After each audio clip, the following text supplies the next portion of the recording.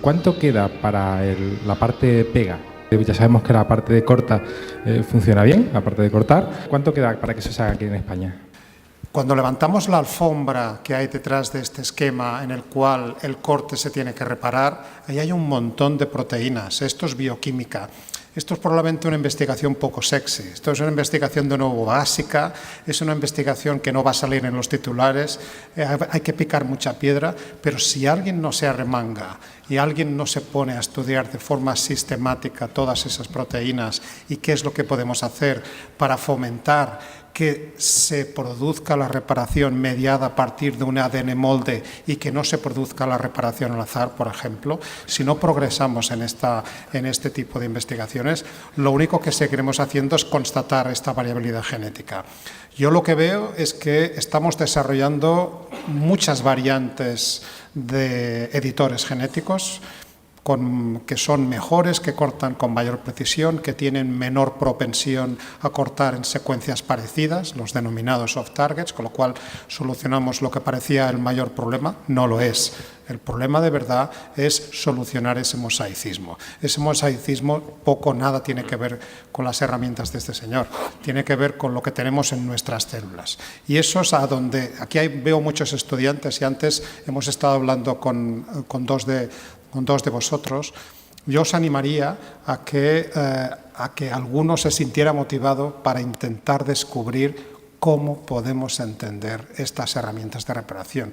Es muy difícil tocarlas porque resulta que en la célula casi todo se utiliza para más de una cosa. Estas herramientas de reparación resulta que también sirven para duplicar el DNA, para replicar el DNA, con lo cual si tocamos la reparación igual estamos tocando la capacidad de división de la célula, con lo cual hay que ir con muchísimo cuidado. Mi pregunta va para el doctor Íñigo de la Universidad del País Vasco. No sé si con lo que nos has contado de que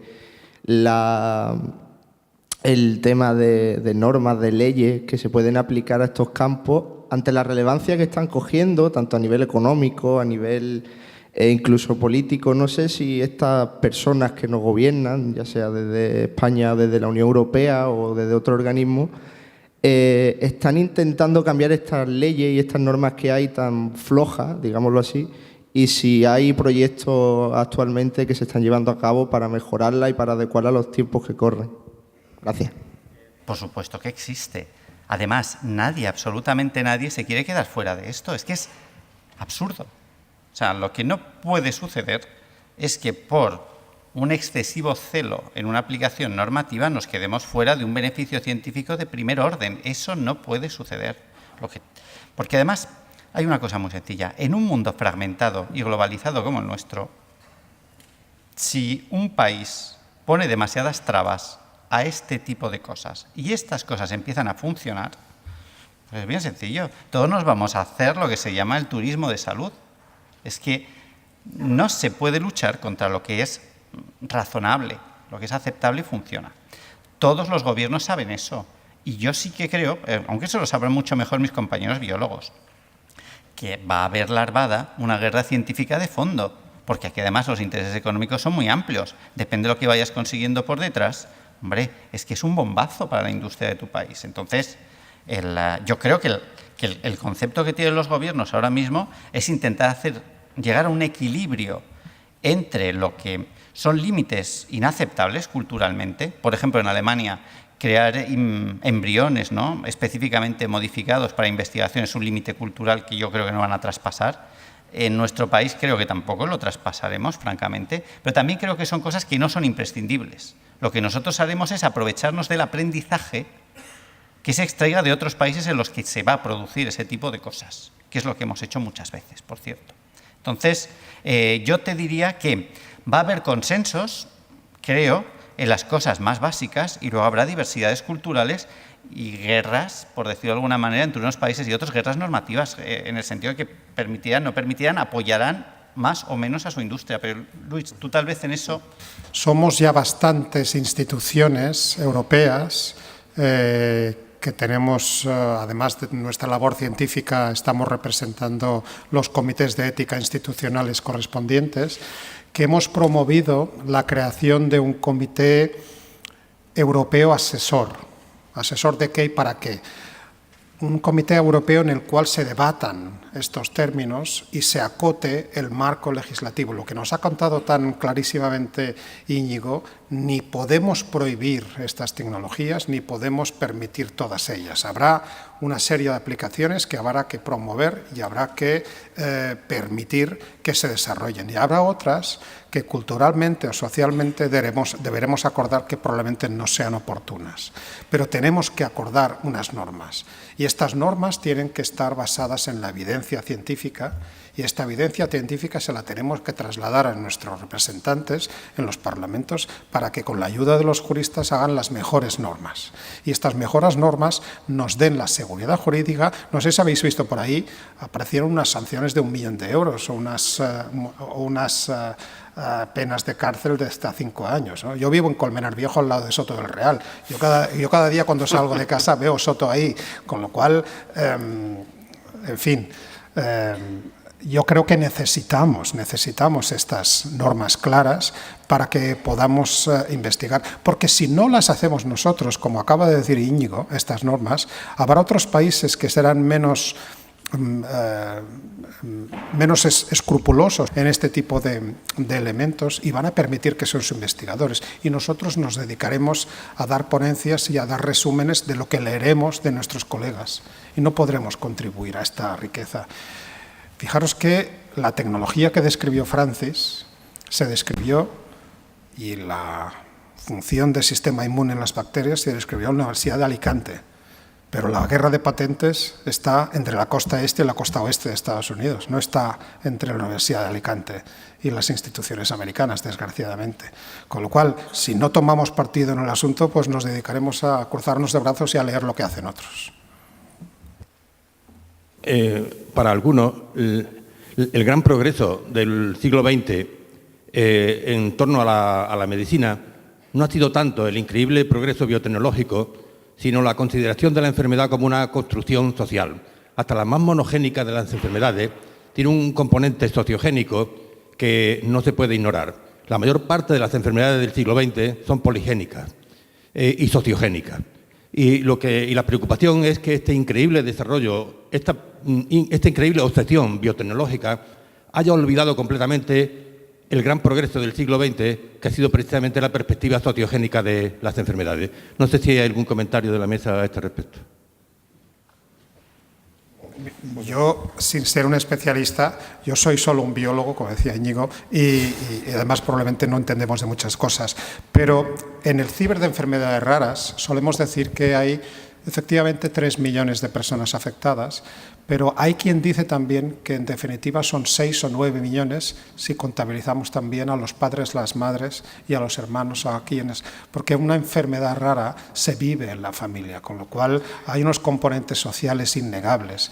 Y de hecho, yo creo que probablemente seguro que hacemos poco y algo, pues probablemente lo podríamos hacer mejor, pero quiero pensar que estamos haciendo algo en favor de la parte social de la enfermedad. Cada vez más son las interacciones que tenemos con asociaciones de pacientes, cada vez más llevamos no solo información, sino intentamos tranquilizar cualquier aparición de una enfermedad rara en una familia, que casi siempre vienen por sorpresa. Las mutaciones viajan silentes en cualquiera de nosotros. Cuando nos cruzamos al azar, aparece la sintomatología de forma inesperada. Es una ruleta genética, y ese consuelo que requieren las familias entiendo que es lo que podemos aportar también nosotros. No solamente esta esperanza terapéutica, sino intentar aportar información, que muchas veces es lo que nos piden los pacientes y las familias, y muchas veces es lo que les ha sido negado tradicionalmente. Yo creo que este es nuestro granito de arena que estamos haciendo. Seguramente se puede hacer más, pero esto es lo que estamos haciendo ya. Yo creo que efectivamente eso que has señalado es uno de los elementos que muestran las debilidades conceptuales que hay detrás de muchos defensores del biomejoramiento, porque olvidan por completo esos aspectos sociales, y yo diría incluso políticos, económicos, que hay detrás no solo de las enfermedades, sino de las cualidades que se consideran deseables y de cómo se pueden plasmar. Un ejemplo que leía el otro día muy interesante de esto que acabas de decir, ¿no? Una cierta tribu de indios en el desierto del sureste americano, cuando toman la dieta normal de un norteamericano padecen diabetes. En cambio, cuando toman su dieta tradicional, no. Entonces se puede considerar que esa diferencia genética que les hace tener diabetes cuando tienen la dieta normal de un norteamericano es la causante de esa enfermedad o es el ambiente en el que esa dieta es tan habitual frente al ambiente tradicional en el que había otro tipo de nutrientes que no producían eso, ¿no? Creer que cualquier enfermedad y ya puestos cualquier cualidad potenciada en el ser humano se puede lograr solo modificando genéticamente al ser humano es caer en un determinismo genético que tiene poco fundamento ya. Es cierto que hay algunas enfermedades monogenéticas, pero como tú has señalado muy bien, muchas de ellas son poligenéticas. Ahora se habla de utilizar las tecnologías de inteligencia artificial, de Big Data, de análisis estadístico, para, analizando cientos de miles de genomas humanos, y este proyecto ya está en marcha, pues predecir ciertas cualidades fenotípicas. Se habla de la altura y de algunas enfermedades. Pero, aunque estas técnicas nos van a permitir probablemente establecer con cierta probabilidad de éxito qué cualidades previsibles puede tener un embrión con un determinado genoma, no hay que olvidar que eso será siempre dentro de un rango de probabilidades y que los aspectos sociales también influyen, y los aspectos ambientales, en la mayoría de las cualidades, de los rasgos fenotípicos de un ser humano. Y por lo tanto, la pretensión de que tocando ciertos genes vamos a mejorar al ser humano es caer en un determinismo genético, yo creo, muy, muy discutible. Las normas, en general, si se han fijado, tienen siempre un problema desde mi punto de vista. Es que muy a menudo trazamos o intentamos trazar en el derecho, en las normas, una distinción radical entre lo que son actuaciones destinadas a terapia y actuaciones destinadas a mejora. Eso presupone que el concepto de enfermedad es algo fijo y eso es completamente irreal. Cosas que en otro tiempo se consideraban mejoras o incluso caprichos, a día de hoy se consideran terapias. Entonces, intentar trazar distinciones tan nítidas y pensar que así nos libramos de los problemas, créanme, no funciona. No funciona. Sirve durante un tiempo para contener cosas, pero a medio o largo plazo no funciona. Queda muy bonito de cara a la galería, pero luego en la práctica no funciona. Eso, por supuesto, no significa que sea imposible distinguir cosas. Simplemente digo que los bordes muchas veces no son tan nítidos como los queremos pensar. Es muy liberador para la mente, pero no funciona en la práctica. Muchas gracias. En el supuesto de ser, por ejemplo, un paciente terminal con un diagnóstico bastante desfavorable y que está desesperado, ¿no? Y cuya reversión de esta enfermedad sería únicamente utilizando esta técnica. Entonces, no sé si quizá planteando este escenario ustedes verían la aplicación en humanos muy a largo plazo o creen que es algo que se podría llegar a hacer en un relativo corto plazo. Muchas gracias por la pregunta. Esto que estás planteando no es ciencia ficción. Esto ha ocurrido exactamente hace un mes. El día 13 de noviembre, en un hospital de Oakland, en California, un paciente afectado de una enfermedad que no tiene cura, es una enfermedad que tiene el nombre de síndrome de Hunter, en la cual es un tipo de mucopolisacaridosis. Es una enfermedad compleja, con múltiples síntomas. Fue tratado con unas herramientas de edición genética, no exactamente las CRISPR, con una variante anterior, que son las nucleasas de edición asociadas a dedos de zinc, pero esto es un detalle, como diría Íñigo, es un detalle que no es importante. Lo relevante es que fue tratado no sus células extraídas del cuerpo, como fue el paciente que la estudiante que nos ha presentado ha recordado, efectivamente en octubre de 2016, un paciente de cáncer en Guangzhou, en China, se le extrajeron células de la sangre y fuera de su cuerpo esos linfocitos fueron inactivados, el gen que de alguna manera retiene el desarrollo del sistema inmune. Y una vez inactivado ese gen, esos mismos linfocitos fueron reintroducidos en el paciente. Lo que estoy diciendo que ha ocurrido hace un mes es algo distinto. Se le ha dado lo mismo que hemos hecho en ratones, de corregir un gen, se le ha hecho directamente en ese paciente. Evidentemente, el paciente ha asumido los riesgos, evidentemente ha sido una aplicación que ha sido estudiada y ha sido validada. Se suele decir en biología y en particular en este tipo de terapias que hay que ir paso a paso y caso a caso. En particular en este caso probablemente pues era prudente. Esto es algo que se ha hecho en un país en el cual se puede hacer este tipo de intervenciones. Esto probablemente no se hubiera podido hacer con quizá alguna matización en algún país europeo, pero en general creo que no se podría hacer. ¿Tenemos que dejar de hacer este tipo de exploraciones? Pues probablemente no. Lo que uno le pide a cualquier terapia siempre es lo mismo, es seguridad y eficacia. Que sea seguro, que la droga o el componente terapéutico no te provoque más daño del que vas a intentar solucionar, y luego que sea eficaz contra la enfermedad que quieres luchar. Veremos hasta dónde llega. Este experimento o este tratamiento, de hecho es un ensayo clínico, de hecho tienen la aprobación, es una aprobación transparente, cualquiera de nosotros puede ir a las páginas web de ensayos clínicos de los Institutos Nacionales de la Salud en Estados Unidos y podrá ver los pacientes que hay reclutados. De momento, este es el primer paciente reclutado, 13 de noviembre, se le trató por primera vez y veremos el seguimiento y veremos qué otros pacientes reclutan y veremos pues, si se encuentran con esta variabilidad genética que vemos en cualquiera de los animales, en cualquiera de las células que hemos tratado hasta ahora, o si tienen menos variabilidad, veremos.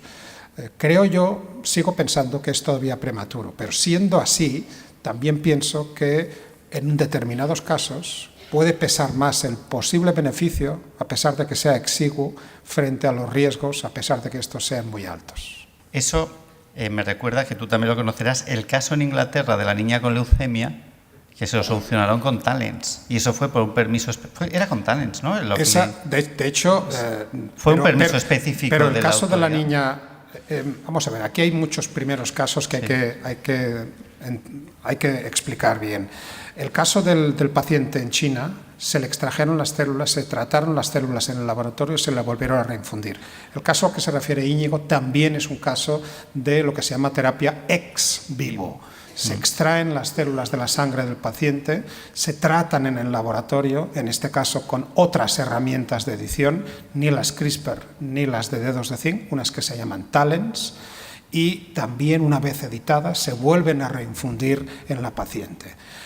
Este caso de hace un mes es el primer caso en el cual las herramientas de edición viajan en cápsides virales en el tejido, en la sangre del paciente, con lo cual todo lo que puede tener de bueno estas herramientas va a ocurrir y desgraciadamente todo lo que también puede tener de malo o de no controlable me temo que también va a ocurrir. Veremos. Sí, perdona Luis, pero era simplemente, yo lo que quería apuntar era que eso se hizo en Inglaterra porque el sistema inglés para permitir este tipo de cosas es mucho más flexible que el nuestro.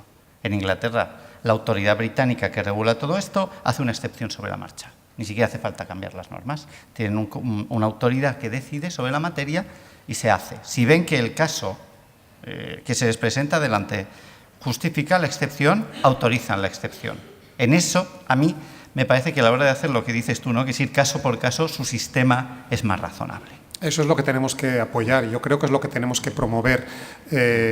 Promover primero un marco jurídico claro de lo que se puede y lo que no se debería hacer, y luego promover una cierta interpretación o una cierta capacidad para tener la flexibilidad de poder decidir caso a caso qué es lo que es oportuno de aplicar.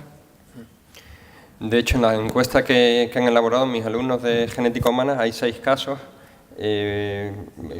posibles en los que se pregunta, de hecho, la opinión, ¿no? y exponer por uno de los que acabas de comentar. Lo primero que quería era agradecer a los 4 ponentes por estas magníficas charlas que hemos tenido y a Enrique y a Antonio, por supuesto, por organizar este debate tan necesario en estos tiempos que corren, que son unos tiempos muy acelerados. Entonces, tengo 3 preguntas y tiene que ver con la técnica en sí, con el artículo reciente que de hecho Luis ha comentado de Ipcisúa. Entonces, este último trabajo abre la posibilidad, aunque realmente no es nada nuevo, pero bueno, al menos en modelos experimentales lo acaban de hacer, de evitar aquellos posibles efectos no deseados que decíais, en vez de introducir mutaciones, en vez de manipular, pues modificar la expresión de los genes, ¿no? Que sería una vía alternativa. Entonces, mi problema es si desde vuestro punto de vista esa es una vía con futuro, digamos, para evitar este tipo de problemas. Es una vía alternativa, déjame contestarte rápidamente.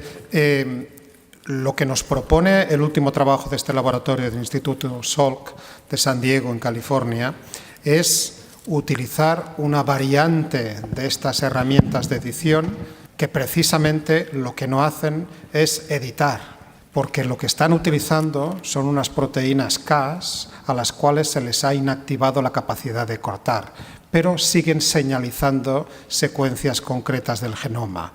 Y se ha trasladado a la guía de RNA, que se le ha hecho una colita más larga, se le ha trasladado a esa colita de la guía una serie de estructuras que atraen a factores que contribuyen a la expresión del gen en cuestión.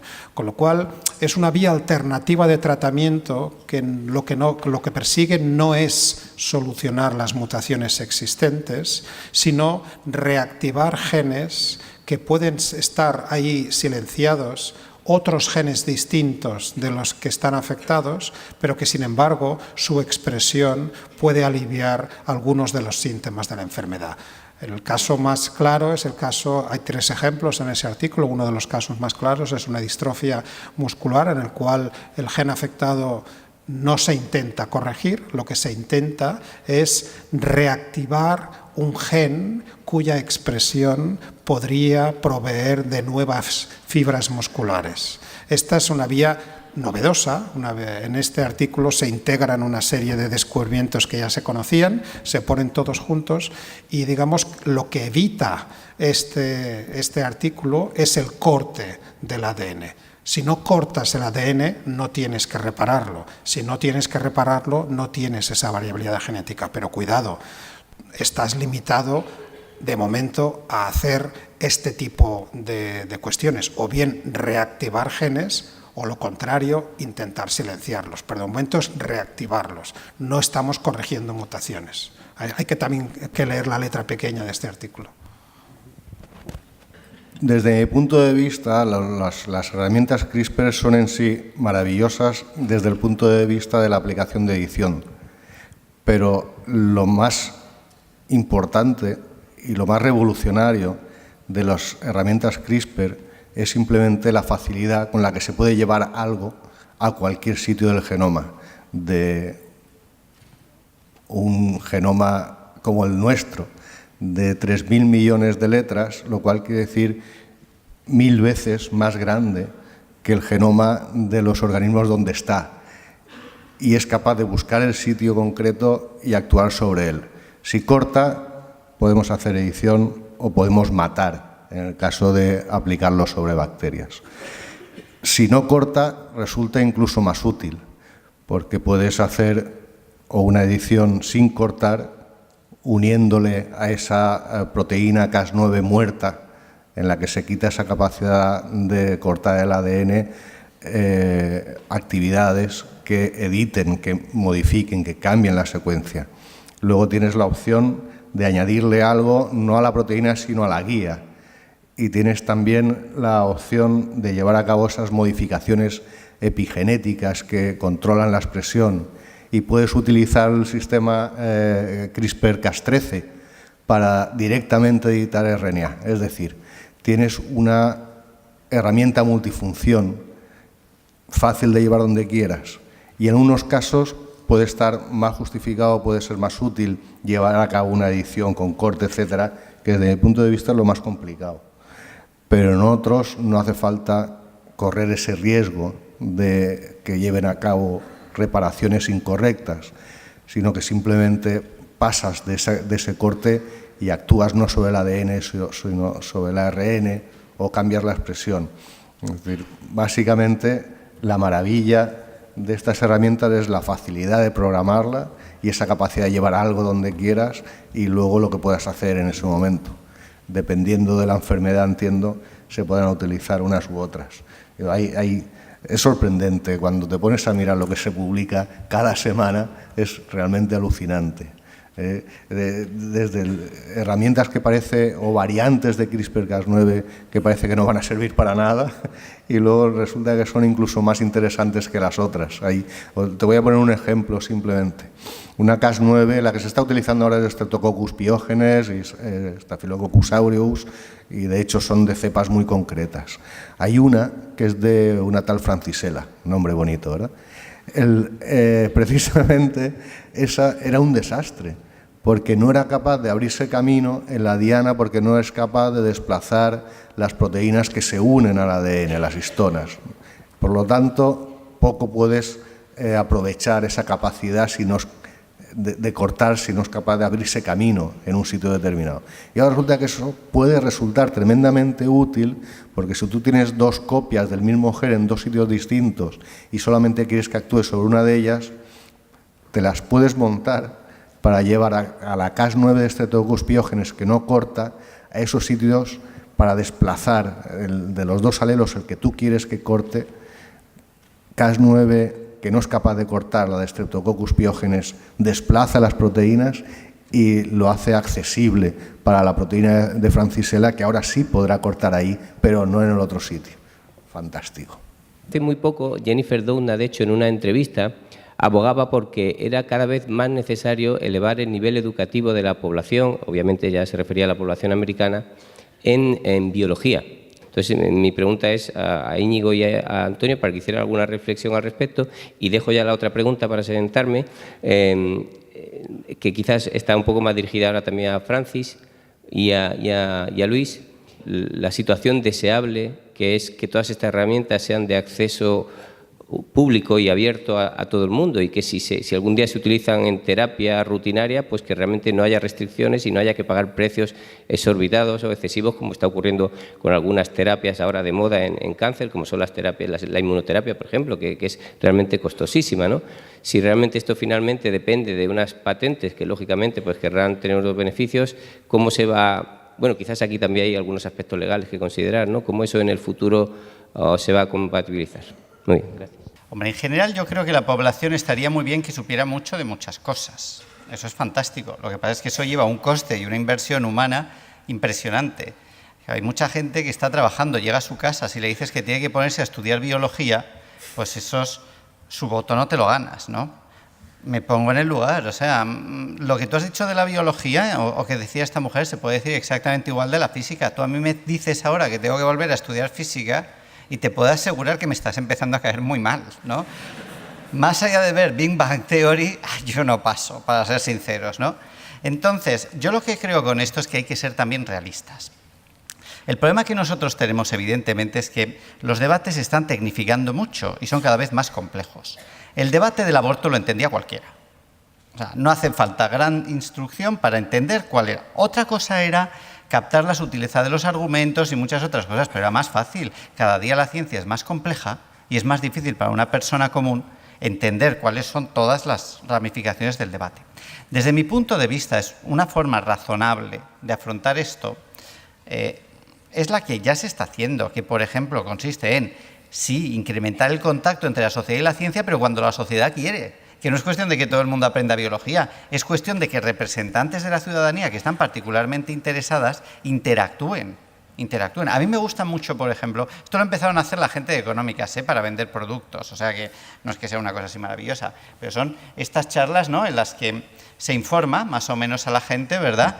Ven debates como estos y después vamos viendo cuáles son los resultados. Aquí porque no nos hemos puesto a debatir muy en serio, por ejemplo, 3 o 4 bioéticos sobre este tema, pero si no, hombre, una persona normal que asiste a esto va oyendo las opiniones de unos y otros con ayuda de científicos que le dan argumentos y se va viendo más o menos qué es lo que una persona común piensa sobre el tema. Y eso a su vez es muy importante a la hora de formular políticas que concilien con valores sociales. Eso no implica que todo el mundo tenga que estudiar biología, porque es que sería horroroso, de verdad. Es que no tenemos ni recursos ni tiempo para eso. Pero sí que, es decir, creo que hay que estar entre dos extremos. Uno, no podemos hacer normas sobre ciencia contando solo con expertos. Necesitamos también saber qué es lo que lo que una sociedad valora, porque los valores de una sociedad son sus valores y es muy difícil cambiarlos y tenemos que tenerlos en cuenta, pero lo que tampoco podemos hacer es pretender que aquí se democratice todo pensando que todo el mundo puede aprender, porque entonces, francamente, voy a decir una herejía. Lo bueno de la democracia representativa es que nos libera de muchos esfuerzos, para eso hay profesionales que se encargan de intentar hacer bien las cosas. Si no, es que no funciona, de verdad. Porque entonces todos tendríais que saber un montón de cosas de todo y votaríamos sobre todo sin saber nada, en el fondo. Divulgar con cosas como estas, claro que sí, pero los que estáis aquí sois gente que habéis venido porque habéis querido y os interesa el tema. Si os trajésemos aquí a punta de fusil, perdería todo el sentido. La ciencia se juega mucho en todo esto porque depende en gran medida del apoyo público. Y esperemos que siga siendo así, ¿verdad? Si la ciencia ya estuviera totalmente en manos privadas, sería algo temible, ¿no? Me agrada mucho saber que en Europa, al menos, la mayor parte de la investigación sigue siendo financiada con fondos públicos, pero esos fondos públicos los pagan los ciudadanos con sus impuestos. Entonces, los ciudadanos tienen también derecho a que se les oiga y a que se atiendan sus intereses. ¿Cómo hacer eso? ¿Quién decide la agenda investigadora? ¿Por qué se investiga más sobre enfermedades cardíacas que sobre la malaria, por ejemplo? Bueno, esa agenda investigadora está hurtada de la discusión pública. Cuando los partidos políticos se presentan a unas elecciones, en su programa de prioridades de inversión en investigación científica, se lo lee a alguien, le interesa a alguien el asunto, cambia su voto por eso. Obviamente no. Entonces, tenemos que hacer un esfuerzo mayor por incardinar a la ciencia con la sociedad. La tecnociencia es hoy día un poder histórico fundamental. Francis Fukuyama decía hace unos años que es el auténtico motor de la historia en la actualidad, el desarrollo tecnocientífico. Como todo poder en una democracia necesita un cierto control ciudadano, pero no tenemos manera de articular eso todavía de forma sensata, excepto cuando se hacen comisiones mixtas de ciudadanos y científicos. Y ahí las cosas suelen funcionar bastante bien. Por ejemplo, en el tema de la biología sintética, cuando se ha hecho en Inglaterra, en Gran Bretaña, un estudio bastante extenso acerca de qué visión tienen los ciudadanos de este asunto y qué miedos y expectativas tienen, el resultado ha sido bastante satisfactorio. Los ciudadanos suelen ser bastante razonables cuando escuchan a los expertos hablando en favor y en contra de algún tema tecnocientífico y luego tienen que tomar una decisión. Normalmente las decisiones y los resultados de ese tipo de comisiones suelen ser bastante sensatos, de manera que este es uno de los procedimientos, pero habría que pensar más sobre cómo articular mejor esto, porque, insisto, el poder de la ciencia y de la tecnología es cada vez mayor y hay un sentimiento de alienación generalizado por parte de la ciudadanía que perjudica en última instancia ese desarrollo científico y técnico. Hay que apostar decididamente por divulgar, y divulgar quiere decir ser capaz de trasladar lo que hacemos con palabras que todo el mundo sea capaz de entender sin perder un ápice de rigor, trasladando y tratando a la sociedad como lo que es, conjunto de gente inteligente que es capaz de tomar sus decisiones. Para eso le tenemos que dar la información y en eso creo que tenemos una responsabilidad a los científicos, en particular aquellos que trabajamos en centros públicos de investigación. Y en relación a la parte de patentes, pues me da pena acabar con una nota negativa de todo este debate. Mira, lo que me entristece más de toda esta revolución de las CRISPR precisamente es, en mi opinión, el error que se cometió las diferentes instituciones inicialmente implicadas a la hora de intentar trasladar esto al mercado. A nivel académico, a nivel de laboratorio, cualquiera de nosotros puede acceder a estas herramientas y, repito, la imaginación es el límite. Podemos hacer lo que queramos, podemos desarrollar las aplicaciones más beneficiosas, más tremendas, más espectaculares. Ahora bien, su aplicación industrial está protegida por unas patentes que se presentaron de forma más o menos simultánea y no está todavía terminada, aunque aparentemente en estos momentos quien tiene los derechos fundamentales sea el Instituto Broad, asociado al MIT en Boston.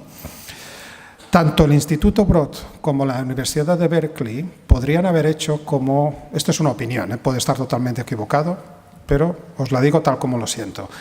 Estas universidades o estos centros podían haber apostado, como hacen otras muchas instituciones, que diseminan su tecnología formalizando multitud de licencias no exclusivas con multitud de empresas que empiezan a utilizar esta tecnología.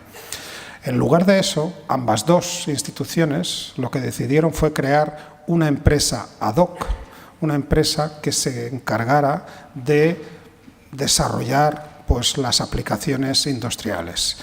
En el caso de Broad MIT, la empresa se llama Editas, lo podéis encontrar en Google. En el caso de la Universidad de Berkeley, la empresa se llama Caribou.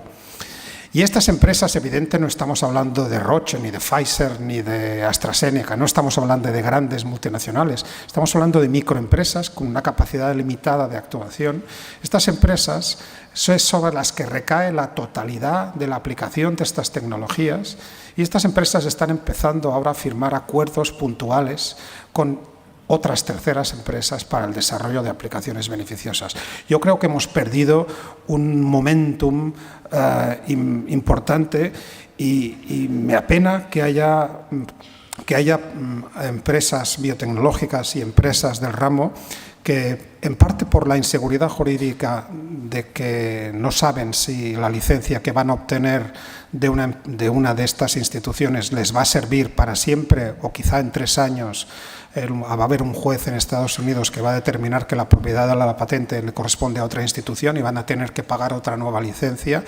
Esto les está frenando en el desarrollo de aplicaciones, ¿no? Me gustaría pensar que esto va a tener una solución pronta, porque si no, va a haber muchos desarrollos académicos que no van a poder saltar a aplicaciones directas, porque para eso las empresas necesitan seguridad jurídica para poder invertir los centenares de millones de euros que se necesitan para poner una de estas drogas o uno de estos procedimientos terapéuticos en el mercado. En el mercado quiere decir en los hospitales, para que puedan ser administrados no a un paciente en Oakland, en California, sino a miles de pacientes en todo el mundo. Entonces, espero que se recapacite y espero que se encuentre el sentido común y espero que reconduzcamos una situación que yo creo que empezó mal y que si no lo solucionamos va a retrasar las aplicaciones de CRISPR. Y siento acabar con esta parte negativa, pero también hay que conocerla. Esto se suele decir poco, pero también hay que conocerlo. Muchas gracias, Luis. Lamentablemente pues tenemos que cerrar ya, no hay tiempo para más preguntas, pero podríamos estar mucho tiempo más. Y agradecer a los ponentes y agradecer especialmente a los alumnos que nos han ayudado, a Andrea, Marta, Sara, Juan, Antonio, Javier, Santi y Francisco Villena, pues por posibilitar que hayamos estado aquí. Muchas gracias a todos.